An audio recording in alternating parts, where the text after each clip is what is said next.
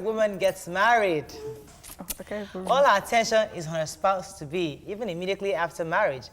And in the honeymoon phase, they're always all about the husband. But later, when the children start coming, most women by default seem to shift their attention to the children. And this leaves most men wondering, who's this? Does this one really love me? So we ask, who should take more of your attention from a woman, the spouse or the children? Joining us on the show is a veteran Yoruba actor, Mrs. Morenike Alausa Suleiman. Welcome to the show, ma. Good. Yes, sir. Now, our guest doesn't speak English, but we want to give every Nigerian an opportunity to be a guest on our show. So Jumake will be, and Tokwe and all of us will translate as much as we can. No, Mariam can't understand. So it doesn't mean that we can't have guests from other parts of the country too. So we want to give you the free platform for any Nigerian to be able to be on this show. So, but let me hear your views first before we come to our guest. Yeah. Men get that attention when we get married and all that, and they're all in all. But once the kids start coming, a lot of men feel, and I've watched so many movies where men feel as if they've been abandoned, you know. And it's the true. woman, and you think it's true? Yes, it is true. I mean, you're not a child. Yeah. The child is helpless. Right. I need to focus on the child. But what most of the men, complaining say is, okay, I agree. Even if you're concentrating 90% on the child, give me some time too. Right. I still want to be pampered. But women are like, how I want to multitask, yes, but the child needs my attention more than you do. But it's when the children now grow up that men feel really abandoned. Children get, attached to their mothers. Right. So it's a different relationship. Daddy is just there, just greet him, I can't run daddy, and that's it for the for the whole day. Mommy, let me come to you, ma. Mawasodo Yinsing. Tí obìnrin bá ti marry, ṣé ọkọ ẹ̀ ló wà more important àbí àwọn ọmọ ẹ̀? Ta ló wà more important? Ṣé àwọn ọmọ ẹ̀ ló àbí ọkọ ẹ̀? Kò sí tí ó wà important nínú àwọn méjèèjì. Okay. Àwọn méjèèjì ló ṣe kókó fún àwa obìnrin. Ìdí tí ọkọ fi ṣe kókó ni pé omi la kọ́kọ́ ń tẹ̀ báyìí, ṣé tó dò bá wà báyìí. Ẹ mọ̀ pé kéèyàn tó gbẹ́sẹ̀ sísàlẹ̀ orí omi lẹ́sẹ̀ yẹn máa kọ́kọ́ bọ́ sí. Bẹ́ẹ̀ni. Kó tó wá dúró sílẹ̀ lẹ̀. So omi la kọ́ ń tẹ̀ ká tó tẹ iyanrìn bí òwe Yorùbá. Ìyẹn ni wípé ọkọ wa la kọ́kọ́ mọ̀ ká tó bímọ. Nígbà tí ìfẹ́ wà tá fẹ́ra wa la ṣẹ̀ṣẹ̀ wá bí ọmọ. Right.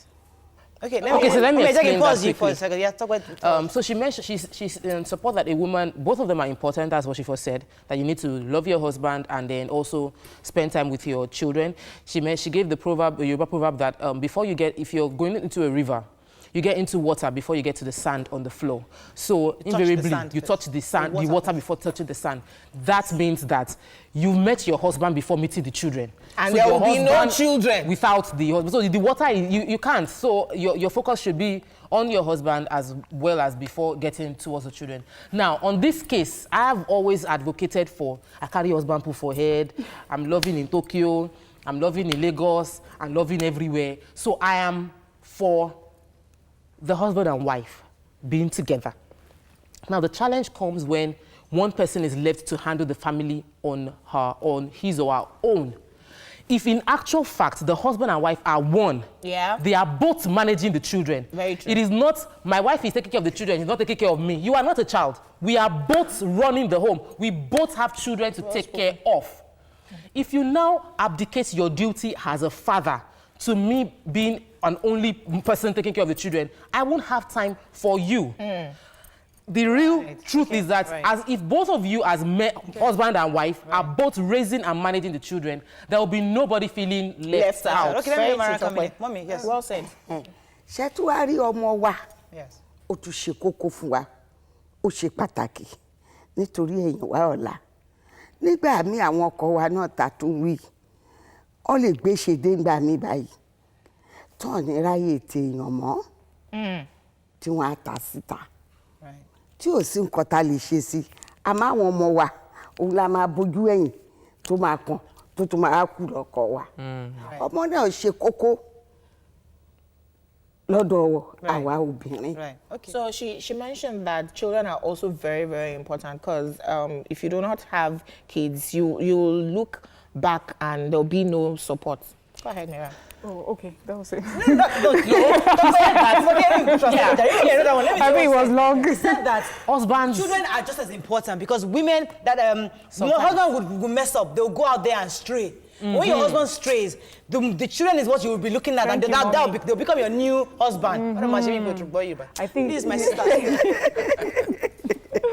All right, for me, I can understand how a mother and a wife would put all her concentration on the children. Right. I mean, these men, you know, they make their mistakes and things like that, and you need to find a situation where you would, you know, your children just would love you all the time, unconditionally. So it's easy to be able to love them even more. I know that for me, in the beginning, my first child, I remember usually on Saturdays, my husband and I would like to, Saturdays or Sundays, we'd take a drive just around. I would like to do that. And then when my son came, and he would say, let's go for a drive. I'm like, with my baby here, you know. I think... Carry the baby and go.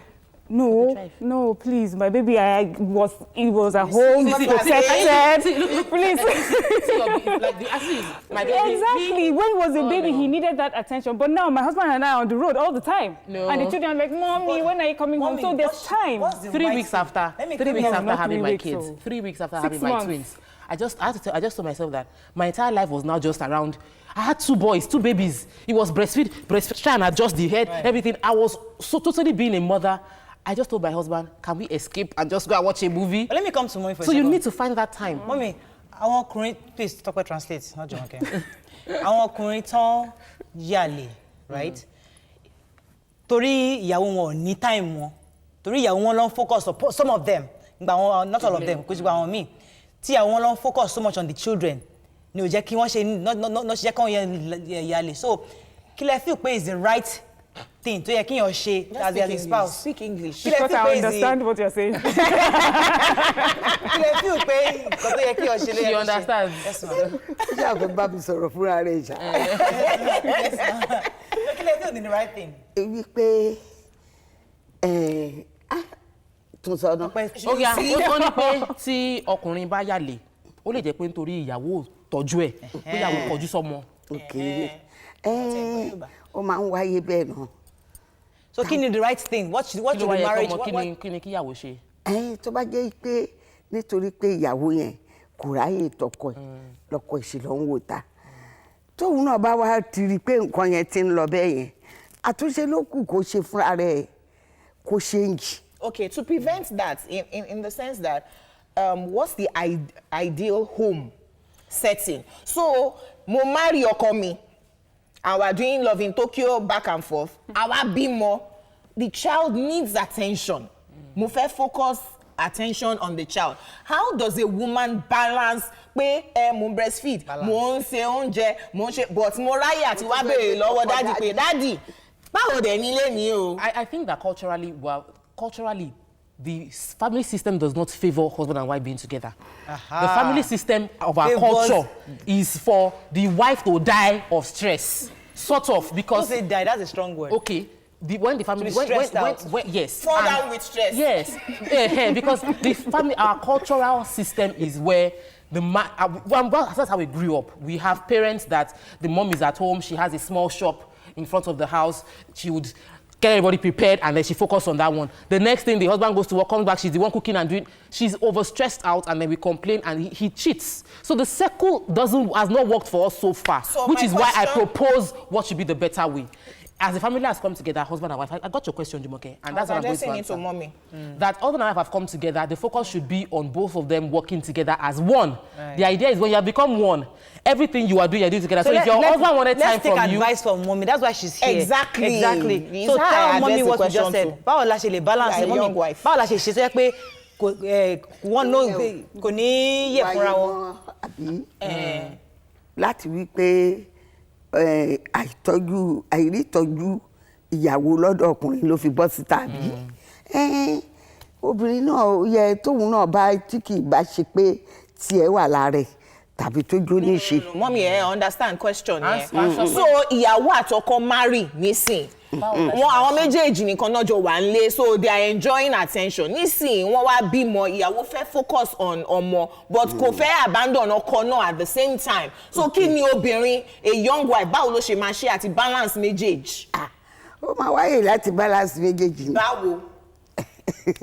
Ṣebí ọmọ ó ní àkókò tá a máa tọ́jú ẹ̀, tá a bá jí láàárọ̀, tá a ṣiṣẹ́ ilé, tá a wẹ̀ fọmọ wa, tá a fún lóúnjẹ, aṣọ oúnjẹ ọkọ wa náà. Okay. Okay, I have a question for mommy. I have a question for mommy, please. I have a question for mommy. Please, can I ask her this question? Okay, ask. Then you would. What does she think about? It's sort of like a whole different topic about polygamy now. Then, could that have been the reason why, you know, when a woman gives birth to a child, the husband moves to the next wife, so that there's always a woman that is taking care of. So there's always a woman that is taking care of this man, and maybe this new system will have doesn't work. Nítorí ọkùnrin máa fẹ́ yàwó bí méjì sí mẹ́ta bóyá nítorí ni àwọn obìnrin ṣe jókòó ti ọmọ pé bọ̀ nísìnyí tẹ́ pé no she's ó ní pé torí àwọn obìnrin. Let's go on a break. No, we'll be right back. That's not the question. Welcome back to Your View. Thanks for staying with us. So we're going to take some tweets. Chimoke, please. Jude Shoyemi says, just know that your husband is your first and last child, 2 in 1. And that is one of the reasons you called us beep. I don't call my husband beep. Adefila says, see Morayo murdering my mother tongue far, carrying his hands on his head. You are sure getting sued for this injustice. Shout out to your guests, Iya Ereko, and well done, ladies. Okay. Awo Larusheye says, Jumoke, how many times did I call you? 2 times. You can see Morayo is using style to polish the truth. Please, I love your opinions. Like I said before, reduce the truth. Oh, okay. Peter says, now I know better grasp of the Yoruba language than Morayo. Okay, let's take let's take. Shago, are you there? Yes, I'm here. Thanks for calling, please. Go ahead. Lórúkọ Yorùbá. Gbọ́ Yorùbá. Okay. Ẹ káàárọ̀. Nígbà tí wá sórí tẹlifíṣàn lẹ́yìn, ó ti fi àṣírí àwọn obìnrin tó jókòó síbẹ̀ yẹn, ó ti tú àṣírí wọn síta. My Yoruba is A1. Àwọn Yorùbá tó ń sọ yìí, mọ́mì mi, ǹjẹ́ kìí ṣe pé àǹtara ọlọ́pọ̀? Kí ni àwọn ìgbésẹ̀ tá a lè gbé láti mú ìṣe àti àṣà wa láti fi kọ́ àwọn ọmọ wa? Ló bá tán. Ó dá mi lójú pé àwọn tó jókòó ti yẹ pẹ̀lú Yorùbá tí wọ́n tó ń sọ yẹn. Tó lè gbórúkọ Yorùbá. Ní Yorùbá gidi. Kò ṣẹjọ́ wa o. Ó ṣé bàbá mi. Ó ṣé bàbá mi. Èmi gangan ìyàlẹ́nu ló ń jẹ́ fún mi lórí ìjókòó yìí láti pé gbogbo àwọn ọmọ Ìgbò tó jókòó tí orúkọ Yorùbá náà ń jẹ́. He said that we are hearing so that our Igbo teachers Mommy, Dúró jẹ́ kí n dá arákùnrin yẹn lóhùn. Ṣé ẹ̀yin rí òyìnbó láyé? Tó sọ Yorùbá. Tó sọ Yorùbá. Yóò bá sọ bá àbí bíi pé kọ́kọ́kọ́ ó lọ dìgbò lùkì ni. Kò ní torí pé kíní kó bá sọ òyìnbó ẹ̀. Mo máa láìka àwọn Ìgbò púpọ̀ àti ilẹ̀ mi o. Kò sí bọ́mọ wọn ṣe lè bọ́yẹ̀ lè bí sílẹ̀ Yorùbá tó. Ó máa gbọ́ Ìgbò. Ìgbò wọn yẹn ṣàṣàṣà ni. Bẹ́ẹ̀ni. Lẹ́nu wọn. Kakora wa. Kí ló dé? No, mommy, Yorùbá Lagos làwa gbọ́, kò ń ṣe tá a gbọ́. Èmi gangan kọ́, èyí wọ́n kí n máa sọ ìlú Èkó. Èkó gidi ni mí. Mommy, Mariam is lost. Ẹ jẹ́ ká gbé àṣà tiwa náà lárugẹ. In fact, Governor Ambode ti sọ pé a máa sọ Yorùbá officially lẹ́kọ̀ọ́. Bẹ́ẹ̀ni. So mo fẹ́ sọ pé kẹ́ bá wa dá question Mariam lóhùn. Wọ́n sọ pé láyé ìgbà títí ìgbà tẹ̀yìn jẹ́ àwọn ìyàwó kékeré pé ṣé nítorí pé obìnrin tọ́jú ọmọ kò ráyè ọkọ làwọn ọkùnrin ṣe ń fẹ́ ìyàwó púpọ̀ so that eléyìí bá kọjú sọ́mọ eléyìí àṣà àráyè tèmi á bá mi dáná. That's Mariam's question. Kì í ṣe torí ẹ̀ o torí ẹ̀ kọ́ ni ọkùnrin ṣe ń fẹ́ ìyàwó méjì ìgbà kan àwa pàápàá máa ń náwó sí ìgbà míì obìnrin míì ló máa fẹ́ ìyàwó fọkọ pé wàá fẹ́ ọmọdé. Kí ló dé ó sùn. rà mo láìka ọmọ ìwà ẹ̀dá ó dẹ̀ jáde Mọ́mí wọ́n ṣe yẹn one time. Wọ́n lè ṣe mọ́ èmi náà ò lè kàn ṣe mọ́ sí bẹ́ẹ̀ yọba yóò máa là díẹ̀ yé yín ṣé bí ìgbà títí wa ni wọ́n béèrè bẹ́ẹ̀ni nígbà títí wa tọkọ wa ò bá fẹ́yàwó lé wa àwọn èèyàn máa ń gbàgbọ́ pé ó ti de ọkọ yẹn mọ́lẹ̀ ni oògùn ló ṣe ẹ̀rọ kìíní kan so tọkọ wa bá fẹ́yàwó lé wa a máa gbà gẹ́gẹ́ bí àbúrò wa iye ò dẹ̀ dífẹ́ ọkọ tiwa lọ́wọ́ láti pé ká má ní bẹ́ẹ̀ ni ò dífẹ́ àwọn ọmọ wa lọ́wọ́ a tún máa ń láìkì láti kó ọmọ ìyàwó àti ìyálé. ẹ kó gbogbo wọn mọ́ bẹ́ẹ̀. màámi ni. tí o bá fẹ́ ìyàwó kejì ńkọ́ family tí o bá fẹ́ ìyàwó kejì ńkọ́. ọkọ tí o bá fẹ́ ìyàwó kejì láyé ìgbà yẹn ni o èébú ló jẹ́sẹ̀ pé ìyá ẹ̀ olórogún ọmọ ò lọ́wọ́ kan. The expressions on your face. Let's take this call. Àmọ́ nísìnyí Thank God it was the èmi náà tẹ̀bẹ̀ lọ́wọ́ rẹ̀ gbàgbà fọ́mọ mi ọkùnrin kó fẹ́yàwó méjì bẹ́ẹ̀ ni mi dẹ̀ fẹ́ fọ́mọ mi obìnrin kó fẹ́yàwó Let me take this call. àmọ́ kí wọ́n tún wá àwọn ṣe o máa ń sọ fún ọmọ mi ọkùnrin pé ẹ wo ilé rẹ̀ ẹ wo ọmọ kẹ́ tó fẹ́ tẹ́ ẹ bá ti mú wá pé ìyàwó mi rèé mi gbọ́dọ̀ rẹ lómi mọ èmi ìṣe yàkọ ní bọfìdà wàá kí ló tẹ ti ṣe lójú olóró sí tí bá rí lẹ́yìn wọn lásán. Hello, are you there? Yeah, I'm there. Go ahead. My name is Ibrahim, calling from Ogun State. Hi, Ibrahim. Ẹ káàárọ̀ ma. Ẹ káàárọ̀ o. Ẹ kú ọjọ́ mẹ́ta ma. Àwa nìyẹn o.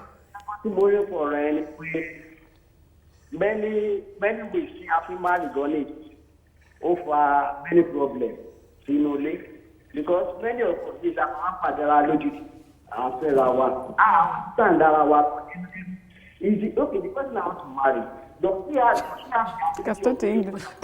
Itu ya switch over. the ability láti ṣe nǹkan tí mo fẹ́ but those are the things as no mo ṣe whatever for àwọn ẹ̀yà ayé àtijọ́ ẹ̀ they get it right because ọ̀dọ̀ tí wọ́n gbà marry ara ó pa then nípa ọ̀rọ̀ tí ọkọ̀ tẹ́ wá lọ ẹ̀ ẹ wá again tọ́ I was so surprised pé well many girls tó wà ní tàbí wọ́n wà submissive so olófà tó jẹ́ pé wọ́n ní problem ní ilé ọkọ ẹ̀. Okay, Submissive. That word. Let me just interpret what she said. All right. So what she said was in answer to Miriam's question that back in the day, it wasn't strictly because of raising children that made men to marry, go into polygamy, that men were polygamous and it was allowed. That even women, married women were happy to have a new wife, and they bring the new wife and treat the new wife as a younger sister. Why? And that they're even challenged that you don't have you are the only wife, you have charmed your husband, yes. or there's no competition, you are not motivated to be a better wife because you don't have anybody competing for your attention. They also insult children who don't have step siblings, that you didn't have any challenge. If you had step siblings, you would have been toughened up as a child growing up. So those were the advantages of polygamy as seen in their time. Mommy, alati round off the show. Man, so, I'm a good interpreter. Fún wa ní ìtàn. Ìmọ̀ràn. Fún wa ní ìmọ̀ràn. I don't know. I'm just laughing. The shaky bed translate. Fún wa ní ìmọ̀ràn fáwọn. Advice. Brian, I give up. Ẹ̀yin tẹ́ ń wo wà nílé pápẹ́ ẹ̀yin ọmọ ọ̀sìn ẹ má rí eré kò ní ìrí pé kí ni ṣe bàbá ikẹ̀ tó ní ìyàwó méjì dandan bẹ́ẹ̀ kọ́ o èmi pàápàá ò fẹ́ mọ́ ayé ìgbà títí wa nìyẹn àmọ́ ìwọ ọmọ obìnrin tó ò fẹ́ kọ́kọ́ ẹ fẹ́yàwó lé ẹ tàbí kó wò ta wọn náà tọ́jú ìwà ẹ o tún fa ọkọ ẹ mọ́ra kó o fùwà tó yẹ kí ọmọ rere fù nínú ilé ọkọ mọ àkókò tó yẹ kọ́kọ́ ẹ jẹ kó mu jẹ́ kí ṣe ara ẹ ní alámọ̀ràn ọkọ ẹ advice àbí. máa tún sọ ẹ má wọlé mi wà.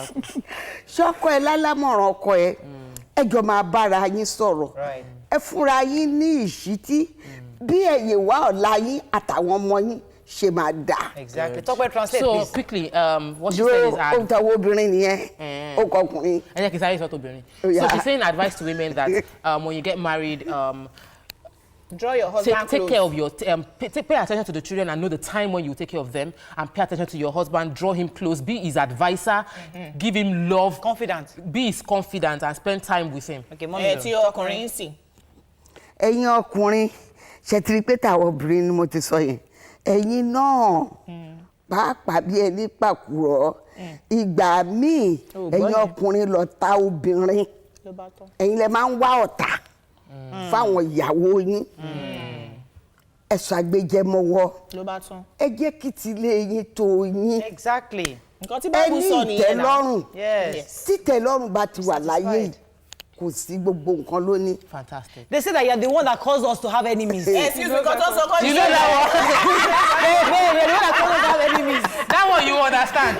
So for the men, be patient, be contented with what you have at home. Don't bring in that extra person, because that person might become the enemy and cause strife within your house.